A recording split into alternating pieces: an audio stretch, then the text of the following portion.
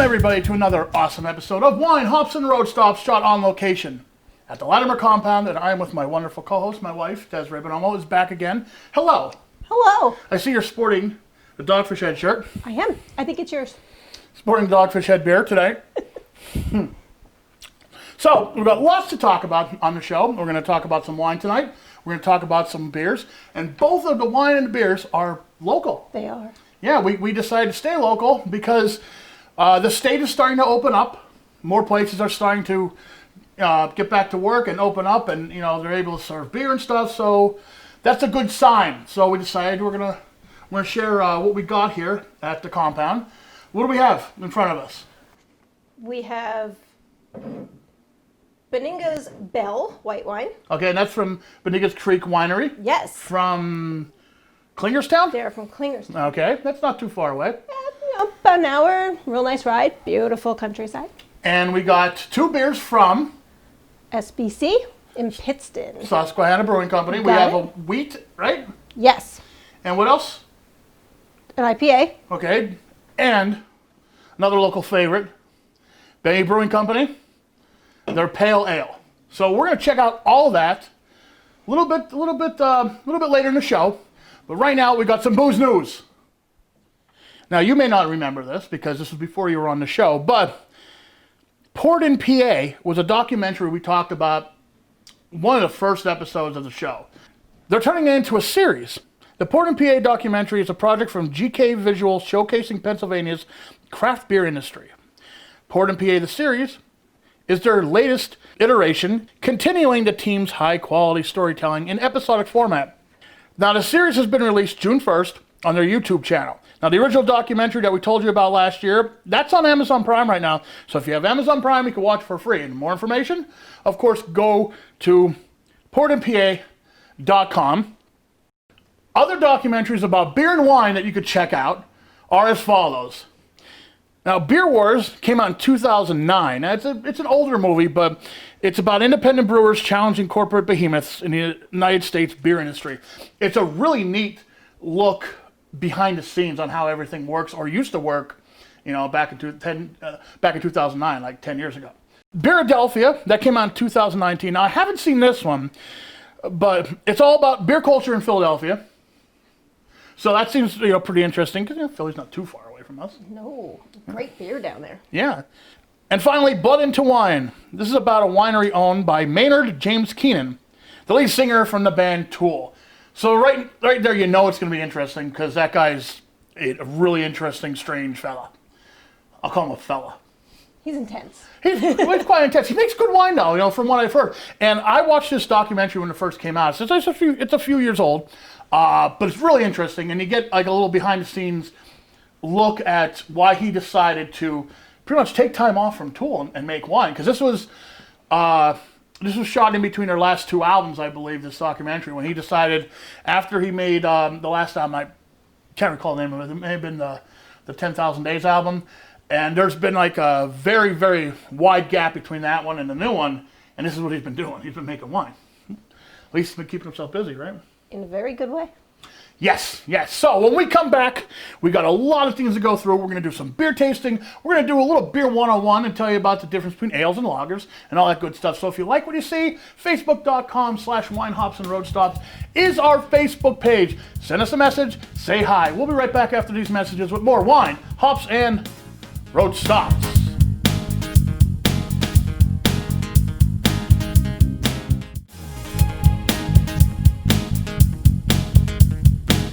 Welcome back to Wine, Hops, and Road Stop, shot on location here at the compound in Latimer with my co-host, Desiree Bonomo. That's me. It is great to have you back. Oh, thank you. Can't get away from you.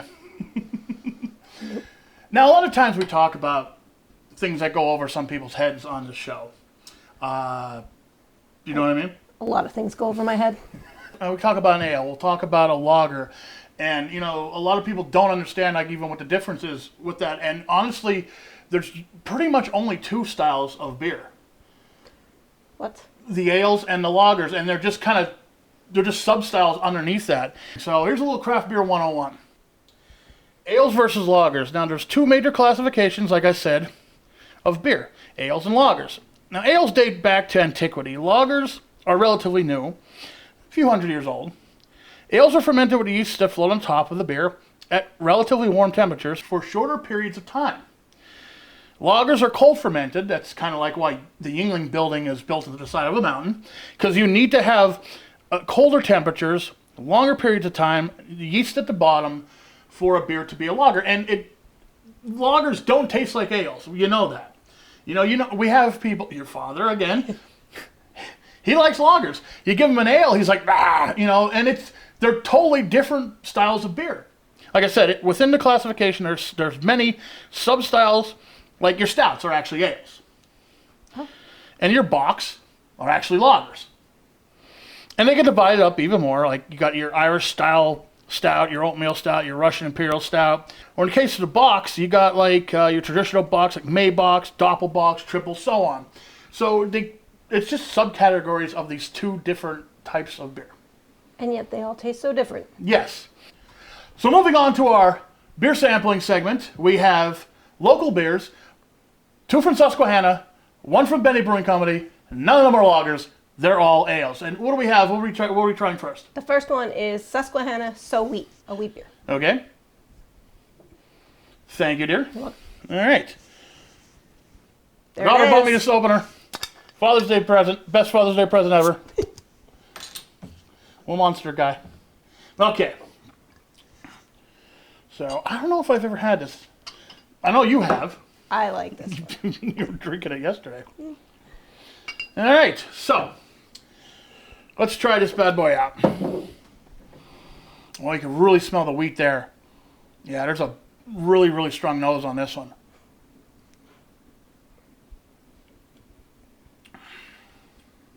That's a wheat beer. Do you know why they call it So Wheat? No. You get it? So Wheat. Sweet. Can you explain it to me? Sweet. So Wheat. Okay, well, it is a sweeter wheat beer. He gets it. I get it. A little slow. Well, on the back of the bottle, it tells you something about that too. Crisp, golden, refreshing, and delicious. It's oh so sweet. Quite witty. So that is a really good representation of a wheat beer. I'm not a huge wheat beer fan, but let's just say if you want something better than Blue Moon and that kind of wheat beer, go for this one. And really, if you want to, add a slice of orange in it if you have to. I think it would go really good with some fruit on the I think rim so. there. Yeah. Sure. Very good. There's Good no pick. wrong way to drink a beer, dear. Well. Next up, we're going to have the Hopcelerator.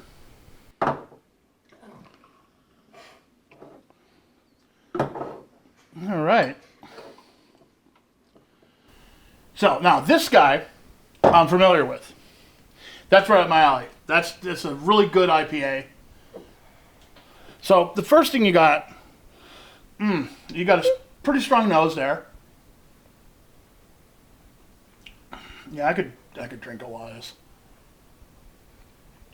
They make a great, I'll say like middle of the road IPA, which this is. And some people may say I'm crazy. They maybe, because there's a lot of hops to this. There's a decent aroma at first. You got your malt, your citrus, your pine, it's all there. It's not overbearing, but it's all there. And to me, there's a moderate amount of malt, a moderate amount of hops. It's not like, it's not overkill. Because you could drink it. You're right. Not a huge IPA fan. Right. But this doesn't. You don't get bitter beer face from this, right? No. It's very well rounded. Yeah, there you go. It's 7% alcohol, so it's it's up there. It's getting up there. It's not overly huge, but it's good. And finally, which we will crack open and we'll say hello to the Benny Brewing Company. I'm gonna admit, never been there. Why, my dear? Why didn't we get there one night? We're too drunk to get there? No. Come on. Never made it to Benny Brewing Company. I'm sorry. Never made it inside. We couldn't find a parking space. We were going there for my birthday, and there was like 20 of us. So, but I've had their beer before. Now this one, to me, has more of a nose to it than the Hop Accelerator does, and it's more of a citrus nose.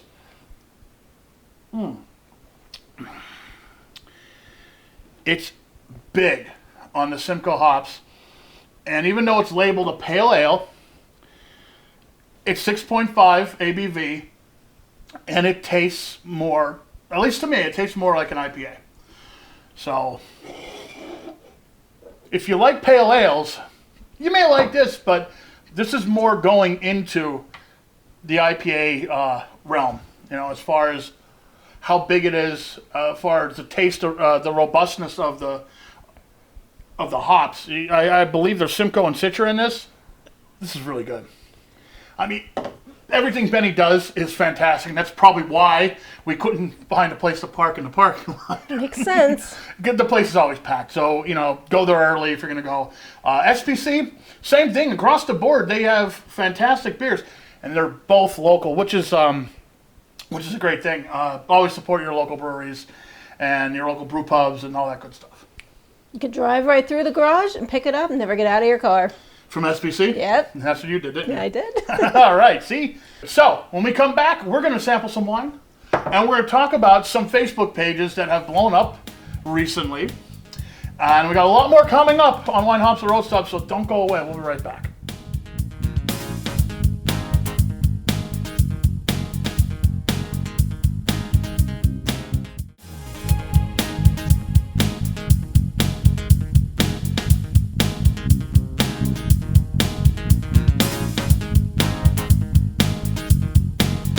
Welcome back to Wine, Hops, and Road Stops, shot on location.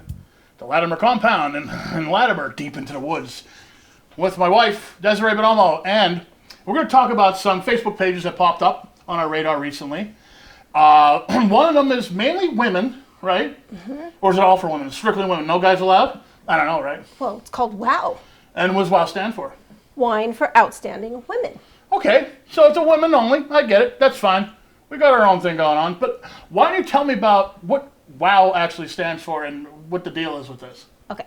Well, Wine for Outstanding Women is a Facebook group of nearly 500 local women who make little drop-offs, anonymous drop-offs on people's porches of wine, different kinds of booze, little gift baskets. Snacks. Well, see, I'm saying that because you had it done to you. I did. So you joined the group, and then what happened? A couple days later? I had a basket on my front porch. A couple days later, the dogs freaked out. I'm like, there's somebody in the driveway. I don't know what's going on. And then all of a sudden, there's a basket. Yes, with some good beers and some fun stuff. It's invitation only, so you need to know someone already in it. It's like a secret society. Oh. Like Secret Santa, but with booze. Oh, great. It was started in early May of this year by Tina Slicktanchin, Marianne Maddle, Lisa Mraz, and Margaret Nieswinder. Wonderful women. Yes. Okay, so Tina let us know that there are other groups like this, but not as personal and dedicated. They started this a few weeks ago because so many people were in need of a pick-me-up. They came up with the name because they feel too many women undervalue themselves. The idea is to add your address to the city album and hope you get a WOW delivery. As the admins, they thought they would do the bulk of the deliveries in the beginning, but they were wrong. The people joining in jumped in to deliver these baskets to other people, and the admins were thrilled. The group is now more than they expected. It's nearly 500 people, and they have a few kinks to work out as it's growing so quickly. But overall, they have an absolutely outstanding group of women, really support each other, and I'm really glad to be a part of it. And it's not only about booze, though, either, right? No, not at all. There are quite a few members who do not drink at all, and we gift them with tea, soda, snacks, things for their dogs, pretty much anything they say they like. Well, if you become a member, you could just let them know, if you're going to wow me, I don't drink, so, give me some sparkling water or something. It's a completely judgment-free zone, which is very rare right now. Very rare. And we're very... Especially on Facebook. Honestly. But anything you like, we try to stick by that. Now, talking about a judgment-free zone, I got something really awesome. Okay. Honest Trav's virtual dive bar. This started quite similar to the WoW page, basically. There's a guy named Honest Trav, we call him, from Lehighton, and when he went into quarantine, he decided to do something to pass the time, so he started a Facebook group called Honest Trav's Virtual Dive Bar. And wow, did it take off. There are over 60,000 members. It's 60,000 members strong, Honest Trav's Virtual Dive Bar. The private group to bring people together who have a common enjoyment of all kinds of alcohol. They prefer original content and live streams, no memes or links or politics. It's fun to check in, see what everyone's doing. Keep it light, keep it fun. Usually there's some really decent conversations about everything. Movies, there's conversations about music, but mainly booze, mainly drinking. So thank you, Travis, for doing this. I think you really did save a lot of people's sanity, because there's a lot of people who post there every day, and it adds a little bit more of community to when you're stuck in the house. You can reach out to these people, and 9 times out of 10, most of the 60,000 members are cool. You know, and Trav's he's pretty strict with his rules though, man. He'll ban you. He'll throw that Thor banhammer at you, and he won't care. We're gonna go to break now, but we got one more segment. Coming back, we're gonna try some local wine. Wine hops and road stops for a reason, right? Well, we can sure drink some wine. We'll be right back after these messages. Don't go away.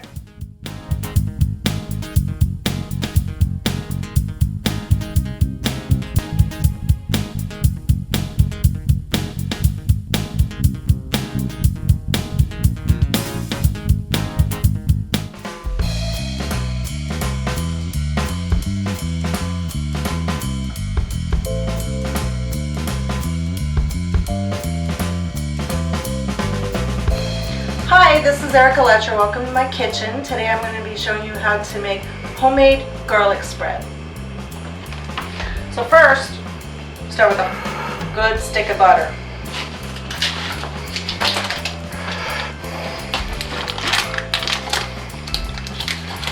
Try not to touch the butter.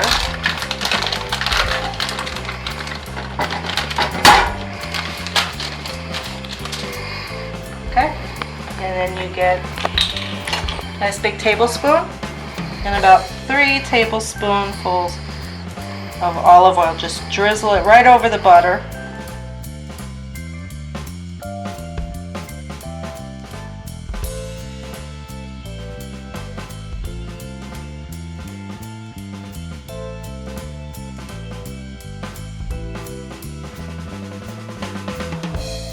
Take some minced garlic, or you can roast your own garlic. 3 nice big teaspoons, and you just drop it right in there.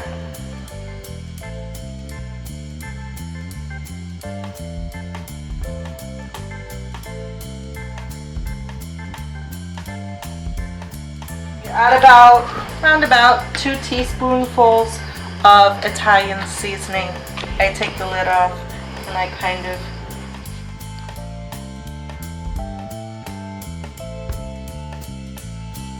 put all this in a pan. You get some garlic salt to taste. I like a lot of garlic salt. You just kind of sprinkle it in there. And turn your stove on. You wait for the butter to melt. And you get this really nice, creamy, kind of like a garlic soup almost. And then what you want to do after that, once it's all nice and melted, is you want to just put it in a dish, because you're going to put it in the refrigerator until it pretty much thickens up, which it thickens up really, really nicely. And it's a really good spread.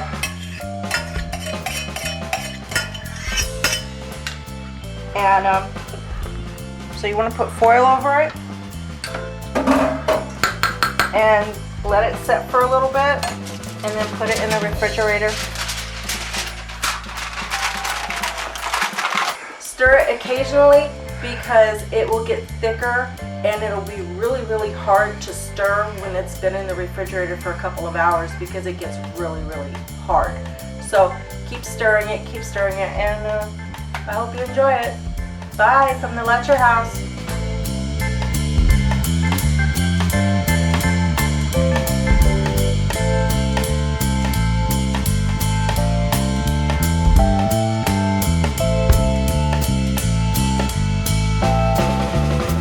Welcome back to the last segment of Wine, Hops, and Road Stops, and we got some wine here from Bonigas Creek and Winery.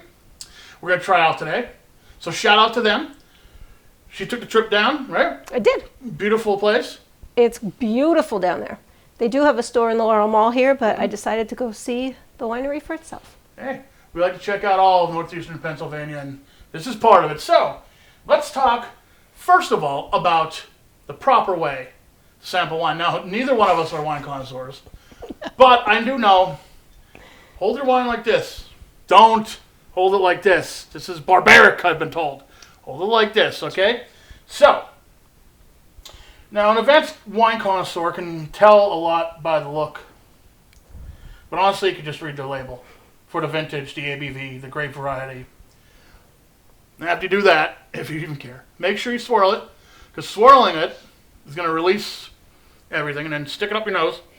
And make sure you smell that. You got to smell before you taste. So, you're going to have some primary aromas, usually some fruit, some herbs, some floral notes. Then you got your secondary aromas. That's going to come from the winemaking itself. The most common aromas you're going to smell there is the yeast that they use, especially in white wines. Then your tertiary aromas are going to come from the aging, usually in bottle or possibly in oak. A common ones would be like a roasted nut smell or like a spice or vanilla. And after you smell it, of course, you taste it and swish it around.